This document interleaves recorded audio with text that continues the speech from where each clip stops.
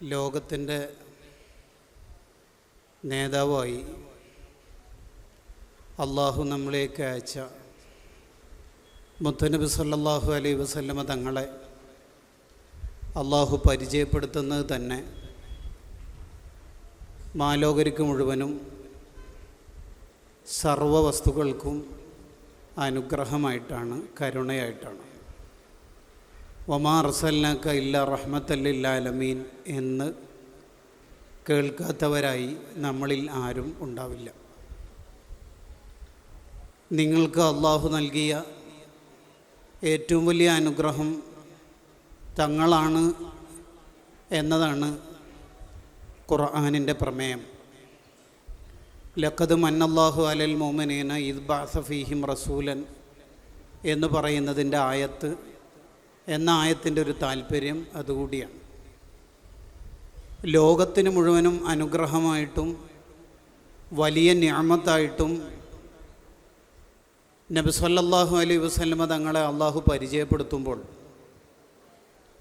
ആ 63 കാലത്തെ അവസാനത്തെ പ്രഭാഷണം, ഹജ്ജത്തുൽ വിദായിലെ സംസാരം, തങ്ങൾക്ക് പറയാനുണ്ടായിരുന്നത് എന്നിലേൽപ്പിക്കപ്പെട്ട ഉത്തരവാദിത്തം, അള്ളാഹു എന്നിലേൽപ്പിച്ച ഉത്തരവാദിത്തം നിങ്ങൾക്ക് ഞാൻ പൂർണ്ണമായി എത്തിച്ചു തന്നില്ലയോ എന്നൊരു ചോദ്യമുണ്ട് ഹജ്ജത്തുൽ വിദാഇൻ്റെ പ്രഭാഷണത്തിനിടയിൽ. അതിന് സ്വഹാബത്ത് നൽകുന്ന ഉത്തരം ഖദ് ബല്ലഗ്ത റിസാല വ അദ്ദൈതൽ അമാന, തങ്ങൾക്ക് അള്ളാഹു എന്താണോ ഏൽപ്പിച്ച ഉത്തരവാദിത്തങ്ങളായിട്ടുള്ളത് അതെല്ലാം ഏറ്റവും ഭംഗിയായി തങ്ങൾ നിർവഹിച്ചിട്ടുണ്ട് എന്നുകൂടിയാണ്. എന്തായിരുന്നു ആ 63 കാലത്ത് നമുക്ക് കാണിച്ചു തന്ന, അല്ലെങ്കിൽ നമ്മളിലേക്ക് കൈമാറി തന്ന അള്ളാഹു ഏൽപ്പിച്ച ഉത്തരവാദിത്തങ്ങൾ എന്തായിരുന്നു? വൽ അസ്ർ എന്നൊരായത്തിന് ആ 63 കാലം സത്യം എന്നുകൂടി താല്പര്യമുണ്ട്. അള്ളാഹു സത്യം ചെയ്യുന്ന 63 കാലത്തെ ഉത്തരവാദിത്ത നിർവഹണം എന്തൊക്കെയായിരുന്നു? പള്ളിയിൽ കാണാത്തവരെ അന്വേഷിച്ച് വീട്ടിലെത്തി സുഖവിവരങ്ങൾ അന്വേഷിക്കുന്ന ഒരു നേതാവ്, തൻ്റെ അനുയായികളിൽ ആരെങ്കിലും 3 ദിവസത്തേക്കാൾ കൂടുതൽ മിസ്സായാൽ അവർക്കെന്തു പറ്റി എന്ന് സഹപ്രവർത്തകരോട്, കൂട്ടുകാരോട് അന്വേഷിക്കാൻ തിരക്കുകയും അവർക്ക് വേണ്ടതെല്ലാം ചെയ്തു കൊടുക്കുന്ന ലീഡർ, രാത്രിയിലുള്ള നിസ്കാരമായ ഇശാ നിർവഹിച്ചാൽ എല്ലാവരും പോയതിന് ശേഷം മാത്രം പോകുന്ന നേതാവ്. അങ്ങനെ വൈകിപ്പിക്കുന്നതിനൊരു താല്പര്യം കൂടിയുണ്ട്. എൻ്റെ അനുയായികളിൽ മദീനക്കാരിൽ ആരെങ്കിലും ഡിന്നർ, അശാ, രാത്രി ഭക്ഷണം കഴിക്കാത്തവരായി ഉണ്ടോ എന്നുകൂടിയാണ് ആ വെയിറ്റിങ്ങിൻ്റെ താല്പര്യം.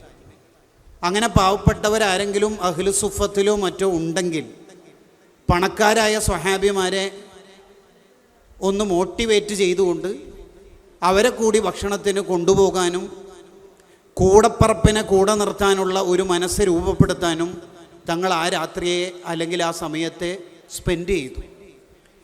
തങ്ങളുടെ ആ നിർവഹണത്തെ വളരെ സ്നേഹത്തോടുകൂടി നോക്കിക്കണ്ട സഅദ് ഇബ്നു ഉബാദത്ത് റളിയല്ലാഹു പറയുന്നുണ്ട്, ഞാനൊരു 80 ആൾക്കാരെ ഇന്ന് എൻ്റെ വീട്ടിലേക്ക് ഡിന്നറിന് കൊണ്ടുപോയിക്കോളാം എന്ന്.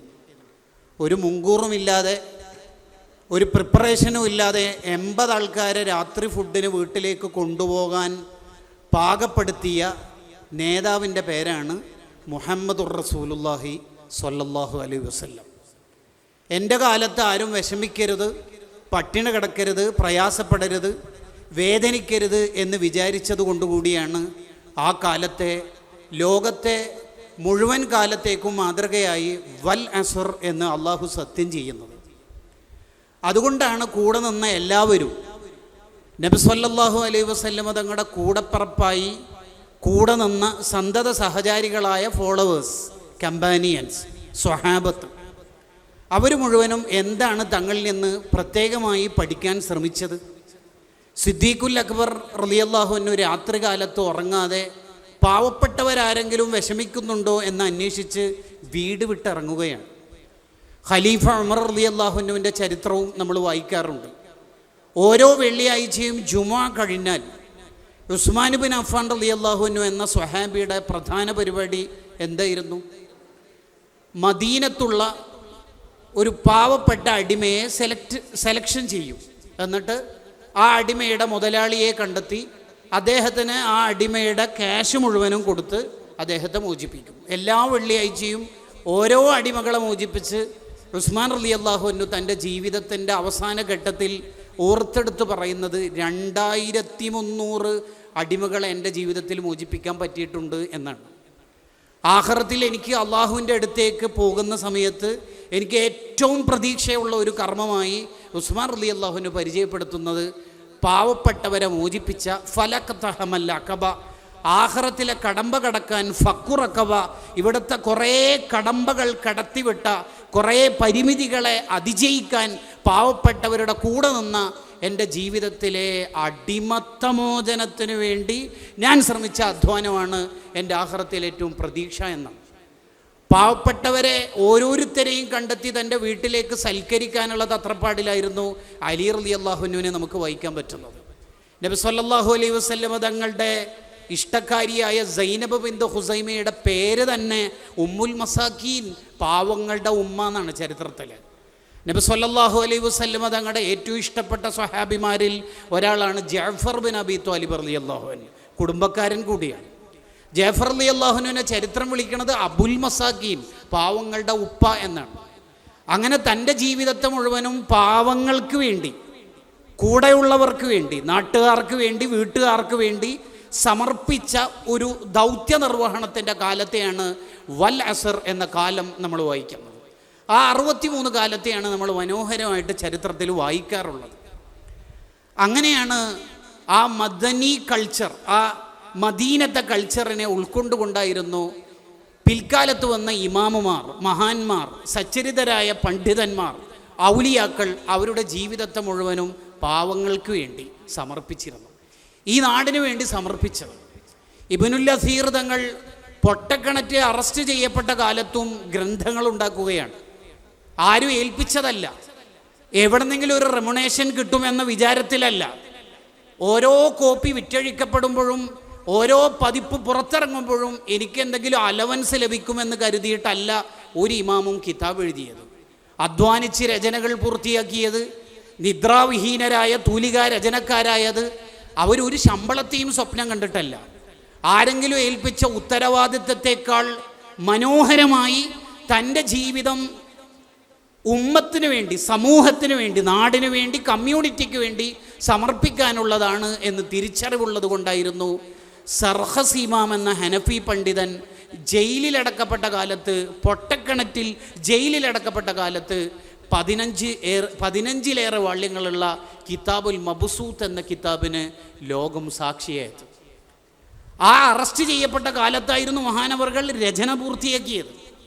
ഇങ്ങനെ ചരിത്രത്തിൻ്റെ ഇന്നലുകൾ നമ്മൾ എടുത്ത് പരിശോധിക്കുമ്പോൾ റിഫായ് ഷെയ്ഖിൻ്റെ ജീവിതമാണെങ്കിലും ജീലാനി തങ്ങളുടെ കഥകൾ എടുത്ത് പരിശോധിച്ചാലും ഇമാം മഹല്ലി തങ്ങളും ഇമാം ഷഹറാനി തങ്ങളുമെല്ലാം ദർസുകൾ പൂർത്തിയാക്കുന്നതിനിടയിൽ അവർ പാവങ്ങൾക്ക് വേണ്ടി സേവനം ചെയ്യുകയായിരുന്നു. ബുഖാരി ഇമാം ലോകറിയപ്പെട്ട പണ്ഡിതനാണ്, ലക്ഷങ്ങളായ ഹദീസുകൾ മനപ്പാടുമുള്ളയാളാണ്. അസഹുൽ കുതുബി ബഅദ കിതാബില്ലാഹി സ്വഹീഹുൽ ബുഖാരി എന്ന കിതാബ് എഴുതാനുള്ള ഏറ്റവും വലിയ തൗഫീക്ക് കിട്ടിയ മഹാനാണ്. എന്നിട്ടും നാട്ടിൽ നിർമ്മിക്കുന്ന റിബാത്തിനു വേണ്ടി, പാവങ്ങൾക്കുള്ള അല്ലെങ്കിൽ അഭയകേന്ദ്രത്തിന് വേണ്ടി തൻ്റെ ചുമലിൽ കല്ല് ചുമക്കുന്നത് കണ്ടപ്പോൾ ആൾക്കാർ ചോദിച്ചു, കുറേയൊക്കെ ഗ്രന്ഥങ്ങളുള്ള നിങ്ങൾ എന്തിനാണ് ഈ പരിപാടിക്ക് നിൽക്കുന്നത്? അതിന് മഹാൻ്റെ ഒരു ഉത്തരവുണ്ട്. എന്താ ഉത്തരം എന്നറിയോ? ഇതാണ് എൻ്റെ ആഖിറത്തിലെ പ്രതീക്ഷ. സീറയുടെ ആയിരക്കണക്കിന് ഗ്രന്ഥങ്ങൾ മുത്താല ചെയ്തിട്ടായിരുന്നു യൂസുഫ് സ്വാലിഹി ഷാമി തങ്ങളുടെ സുബുലുൽ ഹുദാ വർഷദ് എന്ന കിതാബ് രചിക്കുന്നത്. ആ കിതാബ് രചിച്ച മഹാന് പാവങ്ങളെ സ്നേഹിക്കാൻ വേണ്ടി മാത്രം തൻ്റെ ദർസിൻ്റെ പരിസരത്ത് പ്രത്യേകിച്ച് സാന്ത്വന കേന്ദ്രം തന്നെ ഉണ്ടായിരുന്നു. ഇങ്ങനെ ചരിത്രത്തിൻ്റെ ഓരോ താളുകളെടുത്ത് പരിശോധിക്കുമ്പോഴും ഇമാമുമാരുടെ, ഔലിയാക്കളുടെ ജീവിതം മുഴുവനും അതിനുവേണ്ടി സമർപ്പിച്ചതായിരുന്നു. അതിൻ്റെ ഒരു തുടർച്ചയായിരുന്നു വരക്കൽ മുല്ലക്കോയ തങ്ങൾ നമുക്ക് കേരളത്തിൽ തുടർത്തിക്കൊണ്ടുവന്ന സമസ്ത എന്ന് പറയുന്നത്. നിങ്ങൾ ആലോചിച്ച് നോക്കൂ, ഭാഷാപരമായി വലിയ കഴിവുള്ള, വൈജ്ഞാനികമായി വലിയ സ്കില്ലുള്ള വരക്കൽ തങ്ങളുപ്പാപ്പക്ക് വേണമെങ്കിൽ പള്ളിയിൽ ഒതുങ്ങിക്കൂടാമായിരുന്നു. എവിടെയേ ഉള്ള ഒരു ഉത്തരവാദിത്തത്തെ തൻ്റെ തലയിൽ പേറി വലിയൊരു കനം അല്ലെങ്കിൽ വലിയൊരു ഭാരം ചുമക്കുന്നത് എന്തിനാണ് എന്ന് ചോദിച്ചാൽ, സേവനം എന്നുള്ളത് ഒരു ഔദാര്യമല്ല, അതൊരു ഉത്തരവാദിത്വമാണ്. ഇന്നി ജാഇലും ഫിൽ അർളി ഖലീഫ, അള്ളാഹു ഏൽപ്പിച്ച ഏറ്റവും വലിയ ഉത്തരവാദിത്വമാണ് എന്ന് തിരിച്ചറിഞ്ഞതുകൊണ്ടാണ്. മദനി കോളേജിൻ്റെ മുറ്റത്ത് താജുൽ ഉലമ ഒന്ന് നിന്നാൽ മതിയായിരുന്നു. ആയിരക്കണക്കിന് ശിഷ്യന്മാർ അങ്ങോട്ടേക്ക് വരും. 10,000-കണക്കിന് ആൾക്കാർ തങ്ങളുടെ ദുആ കിട്ടാൻ വേണ്ടി, ബറക്കത്തിന് വേണ്ടി വരുമായിരുന്നു. കർണാടകയുടെ ഗ്രാമഗ്രാമാന്തരങ്ങളിൽ, ഉൾഗ്രാമങ്ങളിൽ നടന്നും യാത്ര ചെയ്തും പള്ളിയും മദ്രസയും ദർസുകളും സ്ഥാപിച്ചത് എന്തിനു വേണ്ടിയായിരുന്നു? ഇതാരും ഏൽപ്പിച്ചതല്ല, ഇതെൻ്റെ ഒരു ഉത്തരവാദിത്വമാണ് എന്ന തിരിച്ചറിവാണ്.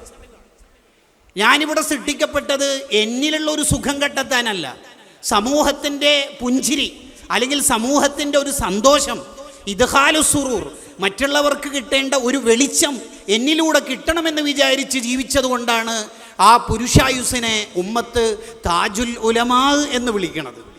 അങ്ങനെയാണ് നൂറുൽ ഉലമാഉം കൻസുൽ ഉലമാ ഒക്കെ നമ്മുടെ മുന്നിൽ ഉസ്താദുമാരായി പ്രത്യക്ഷപ്പെടുന്നത്. ഈ പ്രായാധിക്യത്തിലും മഹാനായ ഖമറുൽ ഉലമ ഉസ്താദിന് വിശ്രമ ജീവിതം വളരെ സിമ്പിളല്ലേ? അത് സെലക്ട് ചെയ്യുന്നതിന് ആരോടെങ്കിലും പെർമിഷൻ എടുക്കണോ?